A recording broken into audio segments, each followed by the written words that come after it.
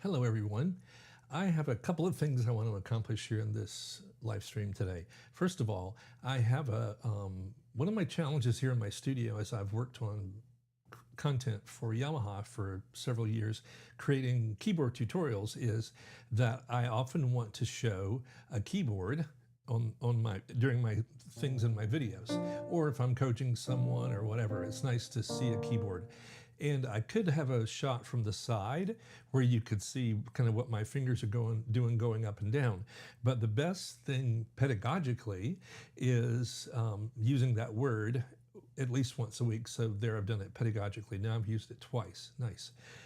An overhead shot is much better for relaying, like voicing ideas for a B flat major chord, for instance, spreading out the root, the fifth, and the third. That's much easier to see if you can see it. Pretty clever. Well, the microphone I've been using, the Shure MB7 Plus, sounds fantastic, especially if it's right near your face. Well, I need it out of the shot. So when I push it further away so it's not in the shot, it's great now that you can see the keyboard, but the tone of the microphone changes completely because of its proximity. It's now further away from the mic, whereas it's designed to work really close to me. So I'm wearing this lavalier. You can see it right there. It's the Rode Wireless Pro series. Some friends of mine here at where I play keys sometimes on Sundays for them, they use the wireless Rode devices and were gracious enough to loan me some of their stuff. So I'm trying out the lavalier. Now, I'm using it right now. That's how you're hearing me. And it's fantastic because finally, after all these years of doing these videos or teaching online, I don't have to think about, oh, is the mic sound okay? Oh, I need to push it back just a little bit. So anyway, if you are willing, I'd love it if you'd make a note in the comments below. Just maybe say, hey, mic sounds good. And I haven't EQ'd it yet, just FYI. This is literally out of the box. Yeah, so just trying it out. There, so that's that. And now, I mentioned that I wanted to geek out a little bit in the description here. One of my favorite things to do that is one of those many things that benefits from being able to see my hands overhead, is using the interval of the sixth. Now I'm going to work in the key of B flat for a minute because that's the key of a song I'm writing. Whatever. So it's the scale of B flat is B flat, C, D, E flat, F, G, A, C.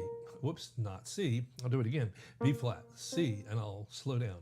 B flat, C, talking slowly, D, E flat, F, G, A, and B flat.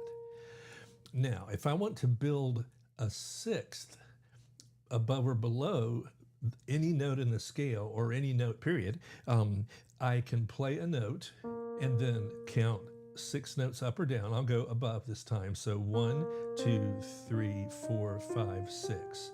So a sixth above B flat is a G. All right. Now, what I've given you here on the screen is a notation of the sixth. If I ascend or climb the B flat major scale and put a sixth below each of those top notes of the scale, this results in what's called parallel six. I'm going to go backwards one scene. Yeah. So a parallel six is just a succession, either moving ascending or descending, but these will be parallel sixth. That's hard to say. Parallel sixth ascending. So here we go.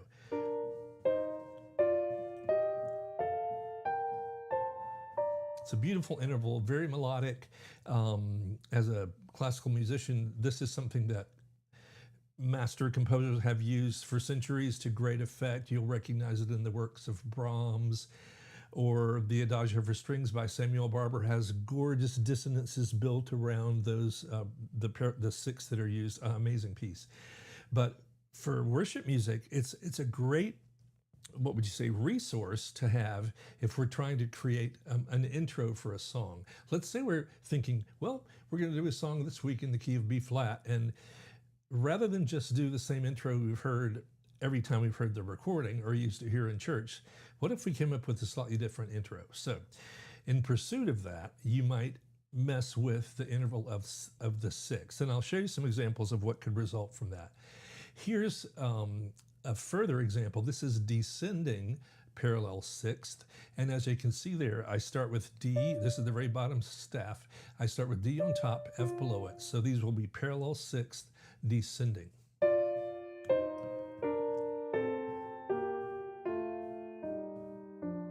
Yeah, beautiful.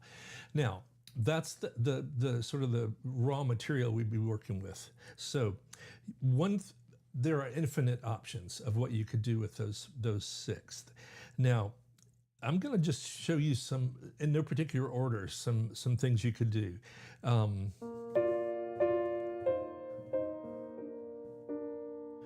So that's striking a B flat on the left hand and just letting it ring out while the sixth activity happens above it. Also, my wife Carrie would tell me, "Ed, slow down. You're talking so fast. Sorry." Maybe you can slow it down on YouTube. Whatever. I'll try and slow down. So I also played a rhythmic figure that didn't start when the left hand started. So I went 3, 4.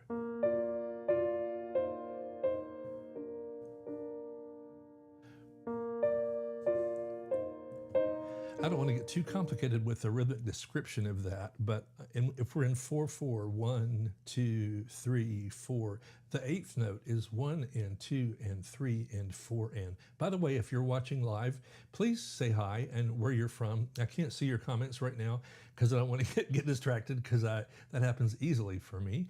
But here I'm going. It'd just be great to see where you're from, whatever, and yeah. So in the eighth notes in this 4/4 tempo would be 1 and 2 and 3 and 4 and. So what I choose to do is start my right hand activity on the first and of the measure. Whew, take a deep breath. That sounds complicated, but here's how it sounds. So we're 1, 2, 3, 4.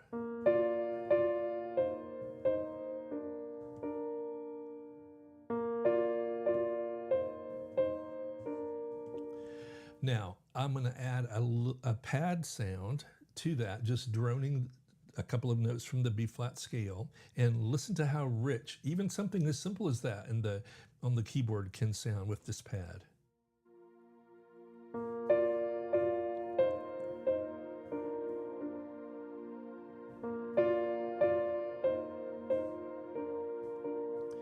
So in classical music, we might talk about that being a motif or a theme that could be developed. Now, you can complain in the comments below if you want, but I love a pun. So if you have a 9-month-old daughter or son and they're about to have a front yeah, I can't quite say it. If they're teething, that's the way to say it. And you could say, well, she used to just have one teeth, but now she has a motif. So anyway, that's a pun based on the word motif. Haha, I should edit that out, but I won't because it's funny. All right, so one of the beautiful things about melodic motifs, if I go, I can repeat that motif with a different bass note. So listen how that sounds. I'll just find something different. Here's the original.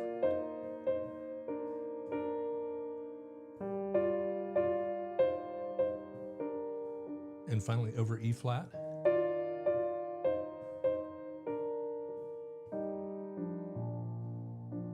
I'll play it with pad again. Here we go, 3, 4. Over G. Slightly different over E flat.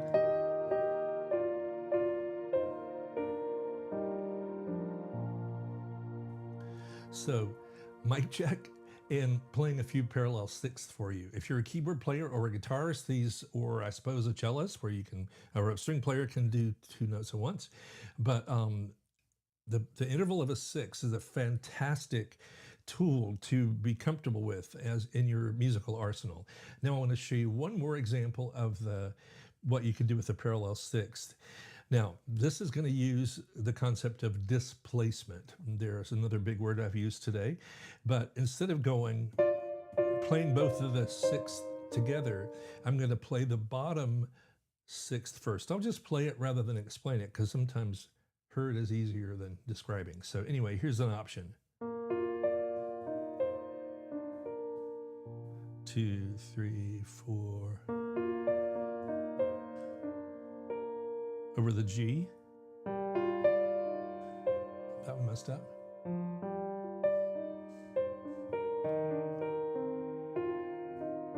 That's why they call it live streaming, because that was really weird what I just did. Anyway, this is going to be slightly different.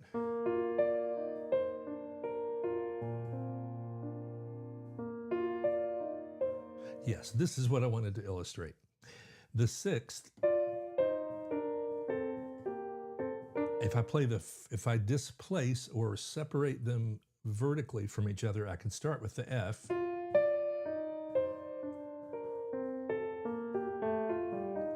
Now, this would be a great exercise for you keyboard players or guitarists or whatever instrument you play that can play multiple notes. When you play the sixth, rather than just go from the bottom to the top note of the sixth, hold that top note, and we'll hear this pretty color kind of left over. So here it is again.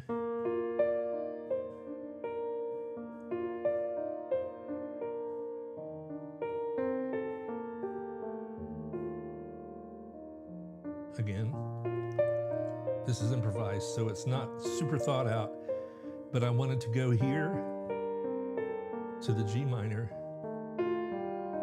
That's a beautiful dissonance. One more time on that one. That's a sixth. Yeah, so try things.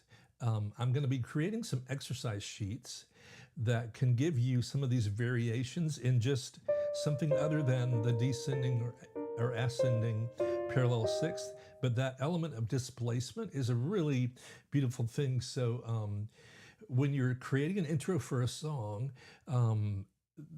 consider the sixth, because as you've hopefully seen in these examples just now, you can find some beautiful combinations and melodic ideas as you work with the sixth. So that's all for now. Wanted to make it kind of quick, and I appreciate you watching. And again, please say hi in the comments where you're from, or where you're from if it's not during the live.